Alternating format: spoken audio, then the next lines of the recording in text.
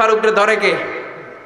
এদিকে আয়, তোরে দেখাইতেছি। বিশ্বনবী বললেন, ও ওমর থামো, মারতে দাও। বিশ্বনবী উনার জুব্বাটা উপরের দিকে উঠালেন, পিঠের মধ্যে বাড়ি দেওয়ার জন্য ওই সাহাবীকে ডাকলেন। ওই সাহাবী বিশ্বনবীকে পিছন দিক থেকে জড়িয়ে ধরে ওই মোহরে নবুয়তের মধ্যে চুমু দিয়ে ফেলেছে।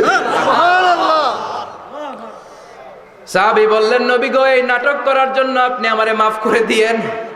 আপনি বিশ্বনবী, উদম গায়ে আপনারে দেখা যায় না, খালি গায়ে আপনারে দেখা যায় না। শুনেছি আপনার পিঠের মধ্যে মোহরে নবুয়ত আছে। অনেক দিনের সাধনা, জল্পনা কল্পনা, আপনার মোহরে নবুয়তে আমার ঠোঁটটা আমি লাগাবো।